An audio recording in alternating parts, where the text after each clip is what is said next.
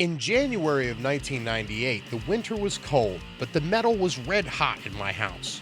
I had already picked up two of Metallica's classic albums for Christmas and was eager to purchase these legendary albums and others from the new world of metal I had entered. This year would see me start a band and feel some real camaraderie in my first band of metal brothers. That is until the end of the year, but we'll get into that in a moment. On a return things you didn't like that you got for Christmas trip to the mall, I would come across an album that would define my life in metalldom, and Justice for All. I loved everything about this album. The artwork, the lyrics, the relentlessly heavy and intricate music, all of it. The guitars were perhaps not turned up to 11 on speed, but Metallica started to cultivate a much heavier, dare I say stompier style on this album. The guitar sound is perfect. The guitar's a chugging saw blade that absolutely ripped through the mix. The drums were loud and present, and the kick drum was just the way I wanted to hear it, for some reason. The bass flavoring, not to be confused with actual bass guitar, was also very cool. And hey, look, this must be the first one with the guy from Reload on bass. James Hetfield's voice was finally the 1997 James Hetfield I knew and loved. I couldn't get enough. I burned a hole in this album. This album is long, very long, and I would listen to it on repeat playing Star Wars Shadows of the Empire for Nintendo 64. I cannot state enough how much I listened to this album in a few short months, but probably until the summertime. So 6 months or so, I listened to this album at least once per day, probably more time on the weekends. After this, I did eventually pick up the self-titled album, also known as the Black Album, which, embarrassingly enough to me, I only knew the lead single of Metallica's most popular song, Enter Sandman, from the polka song on Weird Al Yankovic's Off the Deep End album. And as soon as I heard it, I was like, oh, no shit, this is the Weird Al song. You can do me when you wanna do me. You're the lady who exit light.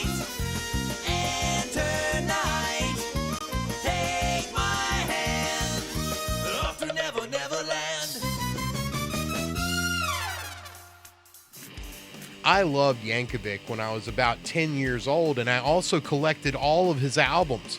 So the Black Album went into rotation, but Justice was still the king. I eventually, a couple of months later, picked up Master of Puppets, and after I had played Justice, Ride, and Kill 'Em All countless times already, so while I like Master of Puppets, I think it's a great Metallica album too. It's only my third favorite behind Justice and Ride. It was during this time that I started compiling my own VHS mixtape, the Metallitape, if you will. I recorded this 8-hour tape with music videos, interviews, and live concerts that Metallica did on TV from 1997 to 1999. I even did an on-camera segment where I read pages I printed off from the Metallica website. Embarrassing as that may be, here's some of that.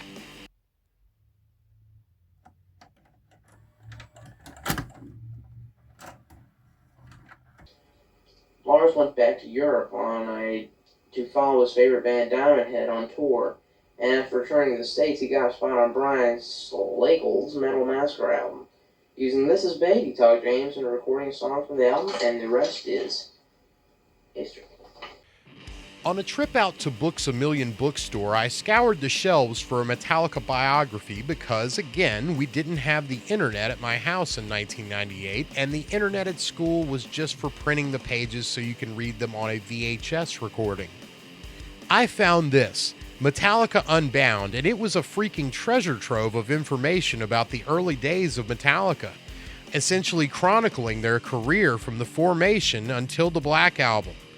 It had tons of awesome pictures, which I cut out and taped to the wall of my bedroom. In the pictures of the band when they weren't playing live, there was a common theme: fun. This band looks like it had a load of fun, all the time. I found out Metallica used to have a guy that's the main guy in Megadeth. No way! I knew who Megadeth was by now, and Slayer too. In fact, I remember seeing kids in previous years at school wearing Metallica, Slayer, and Megadeth shirts. I wondered, hey, Maybe some of these kids wore their metal shirts in the yearbook. This became a new resource for me to pile through, looking for kids who might also like metal, and also new bands to check out and to try to figure out what the bands were they were listening to. Yes, all the kids were listening to Marilyn Manson, Nine Inch Nails, Korn, Deftones, or something like this at the time, but I really wanted to find the heaviest, fastest music I could, and I knew somehow that these all-black wearing guys at my school who looked like the descendants of Injustice for All era Metallica had to be listening to the really heavy stuff. I had a very hard time deciphering the logos. I know this is going to make a modern death or black metal fan with their bundles of Styx logos laugh out loud, but I could not get the Emperor logo. I thought it said crop corn or something. I don't know. There were these guys at school, 3 young lads, who always wore these Emperor shirts. They either had Emperor or Cradle of Filth on, but I could somewhat read the Cradle of Filth logo. The Emperor one was gibberish to me. I thought these dudes were super cool, but I was kind of afraid to talk to them. They just looked like they were mad or didn't care, and I was sure they knew much more about metal than Metallica, so I didn't bother with it yet.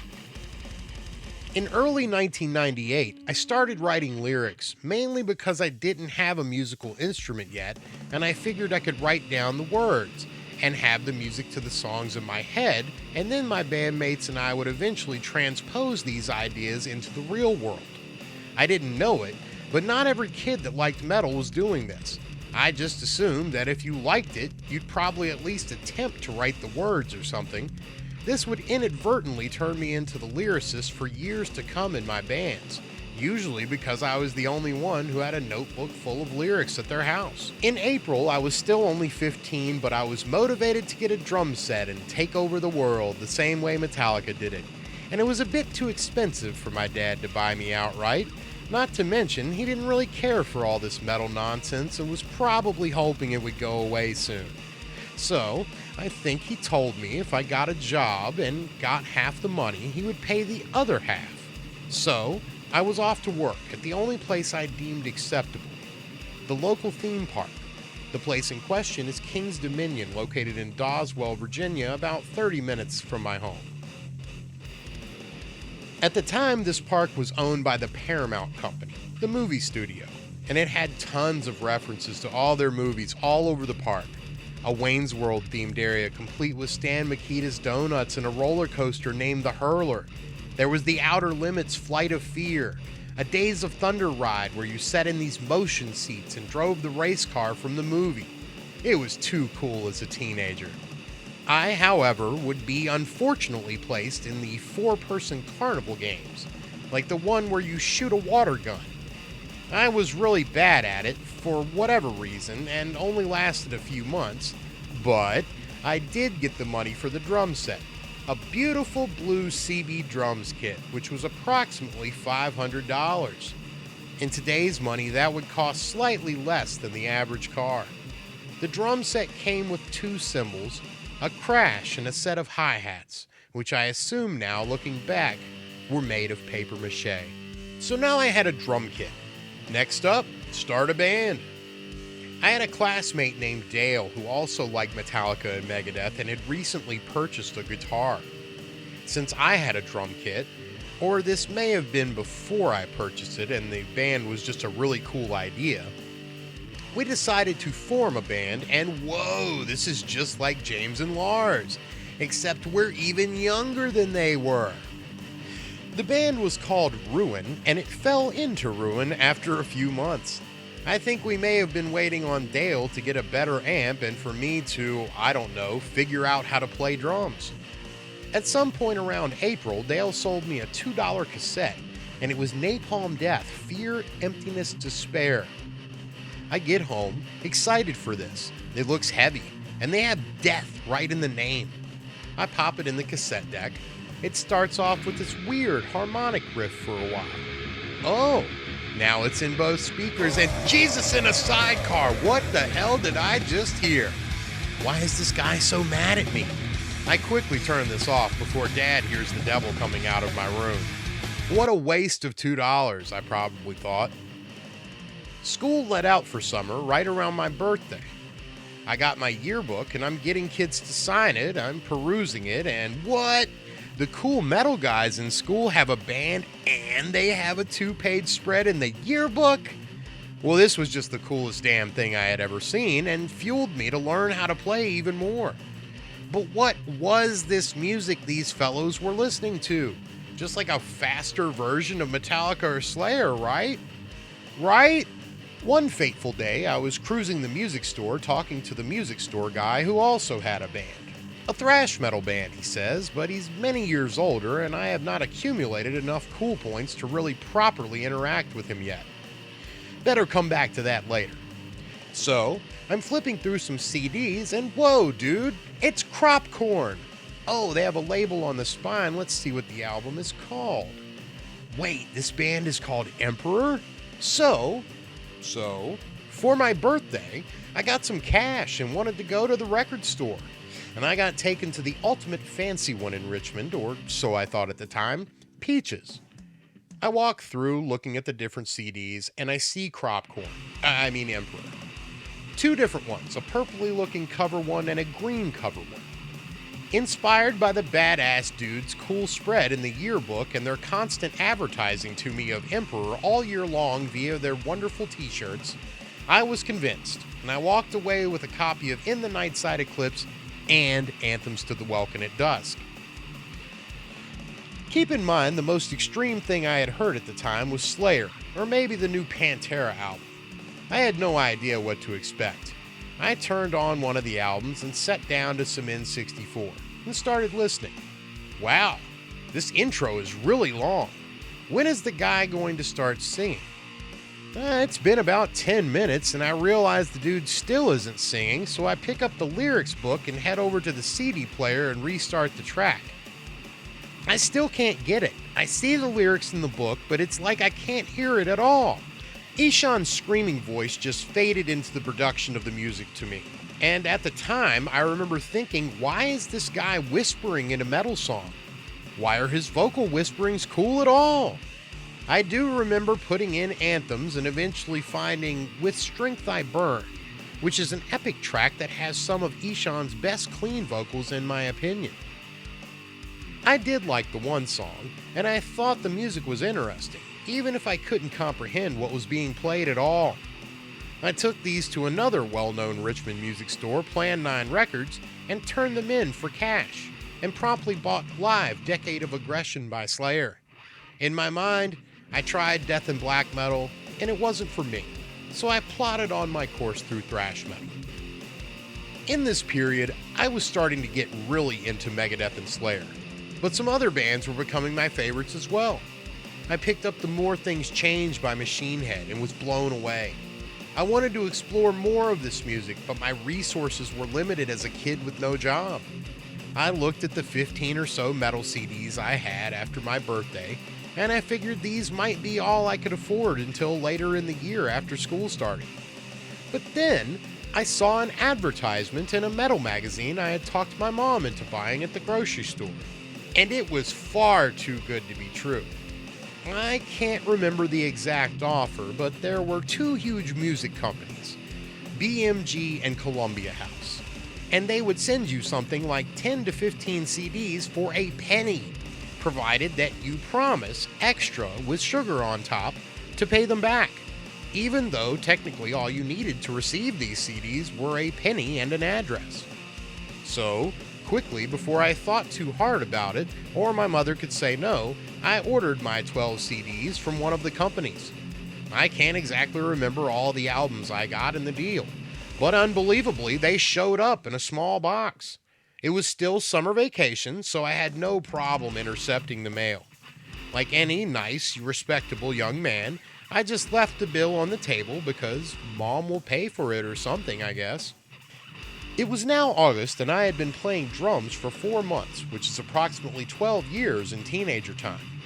One day, as I sat around the house on summer vacation, a friend of mine, Chris, would call. Chris said that he had a singer and was looking for a guitarist and a drummer, and knew I played drums from the previous year at high school. So, Chris set up a date to jam at my house, and I was completely stoked. I rang up Dale and I told him the great news. Sometime there, late in the month, right before school went back into session, we had our first band practice. In a few weeks, we had a new member, Kevin, and a new name, Elsewhere. To say that we were green would be a massive understatement. No one knew how to write a song musically. Chris and Dale knew a few riffs from learning tabs out of a Guitar World magazine, but that was about it. I had never probably seen another human play drums since I decided to get a drum set, only going from the television what I could gather. We had 2 guitar players, but only 1 amp loud enough to be heard above the drums.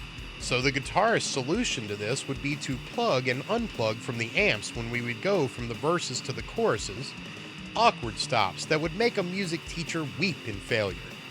The band continued for the rest of the year, and its style can only be described as a regurgitation of all of our music sensibilities, which ranged from Days of the New to Korn to Sepultura and just radio stuff. Yet transpose this onto some folks that can barely play their instruments. We played in a huge garage, 30 feet by 30 feet. When the fall was transitioning into winter, we got our first taste of real garage band life. Sweating in the freezing air, probably catching my death from cold, as our mothers might say. One time we had a particularly cold band practice and decided to put blankets on the guitar, bass, and vocal amps so that they wouldn't freeze. Yes, we were definitely pros by now. Most of the time, Elsewhere was inside my house, ordering pizza and playing Gauntlet Legends or WCW vs. NWO Revenge for the N64. The amount of time we spent hanging out versus actually playing music was way out of proportion, but none of us seemed to mind. It was everyone's first band, and at least for the time being, we were all just enjoying being in a band, telling people at school we were in a band, and having a blast. Eventually, we recorded a demo, which Chris and I added samples from a Space Ghost Coast to Coast CD he had. Dale even had a brother who purportedly worked for NASA, and he even claimed he could take our lowly cassette tape and transfer it to a CD, the gold standard at the time. So at this point, we had essentially made it, at least in the high school ecosystem. It's important to note again, there wasn't an internet like today, so not many kids had it, and even if they did, they wouldn't have been able to upload their music to it and share it. Not quite yet. At the time, a demo tape was still a demo tape. We literally put the boombox in front of the kick drum and let it rip. To be fair, we did play through the songs all in one go, which is not exactly how we found out music is actually recorded in the years to come. We finished and had a copy of the tape demo. I started making copies for the guys in the band. Eventually, one of these tapes made it out into the wild at high school. I'll never forget this fateful day.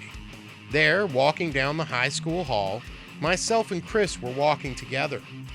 At the end of the hall, just as we were coming around the corner, a bass player for another band turns to his friend and says, "Elsewhere fucking sucks, dude." To be fair, his assessment was factually correct. We did suck, and possibly did not even know it, because we were having so much fun. At any rate, this was a real loss of innocence moment for me in the metal community, which I had kind of been lied to about by Metallica. I was very much into all their songs which had the messages like, "We are metal brothers forever," and very much bought their line that, hey, we were just 4 guys who played in a garage who got lucky. But that wasn't exactly true. You see, as much as Metallica wanted this cohesive group of people to form the thrash metal scene and thereby populate their shows with rabid fans, they did not apply that same brotherhood to their band. I suppose it was the fading veneer of the 1980s hokey all-for-one, one-for-all propaganda that we were all shown with literally every cartoon and video game, but I overlooked it. I overlooked that they had a high school friend who was apparently very capable of playing their songs, but they kicked him out of the band anyway, even though that he had the practice space, just to get a guy who was way better. Also, this guy who was way better, Cliff Burton, made an ultimatum to the band that they must move to San Francisco and abandon their hometown. The move from LA to San Francisco is overlooked as just a quick move inside the state for all of us here on the East Coast who have never been. But in reality, this is about a 6-hour car ride away. They also took their virtuoso guitarist, who I'm assuming wasn't much more of an alcoholic than Alcoholica was, 3,000 miles across the country only to fire him. But essentially, they were hedging their bets. We will do Kill 'Em All with Dave if we have to, but if we can get someone better, we absolutely will. So I fully believe that if Kirk hadn't accepted the offer and stayed in Exodus instead, maybe they wouldn't have even bothered with firing Dave Mustaine. I think ultimately in Metallica, there were too many chiefs. Either way, this hokey version of Metallica I grew up with, the mythos of 4 guys in a garage, was persistent. Hell, we even named our Elsewhere demo tape 5 Funky Fellows in a Garage, as a seeming homage to this idea. The reality was Metallica traded in their serviceable, functioning musicians with the best available options, which, for better or for worse, is the American way. After the hallway incident and finding out that our band sucked in real time, I think it really changed, at least for myself, but possibly Chris as well, the way we saw the band. Now it was something we had to get much better at to play at even a high school level, something that seemed quite unattainable, to be honest. In December, Thalen, Chris, Kevin, and I decided to kick Dale out of the band. It was my first band, so thusly my first band ousting. There was nothing to gain here. Dale wasn't being replaced, but we felt he wasn't progressing as fast as the other members. So we made a cutthroat decision to axe the guy I got into metal with. Just 1 short year ago, we were dreaming up being in a band. And now here I was being a party to nuking this poor dude's high school life and self-esteem. I felt badly about it at the time and, in a cowardly fashion, refused to tell him. The singer called and delivered the news, while Chris and I talked on the phone nervously. Before I knew it, Dale was beeping in on the other line, but, again, I was too afraid to tell him that I wanted to be in a good band rather than to be his good friend. It was a moment I regretted and thought about a lot in the years to come. Elsewhere had one final band practice before the end of the year, on Christmas break at Kevin's house. It was by far our best band practice ever. We felt and sounded sort of like a real band. It was an amazing feeling, and even though I was bummed out about the loss of Dale, the future looked kind of bright for our little band. And that was until the next week when the singer joined another band, a little more experienced and radio friendly. So then there we were, a band without a singer, seemingly going nowhere by the end of 1998. The next year in 1999, things started to get very heavy, very fast. I gave black and death metal another chance in the early part of the year, and I fell in love. I started my first death metal band with this guy, and then started my first band, Dominion. All of this happening in the background of the greatest cultural time of my life, the wonderful and glorious end of the millennium.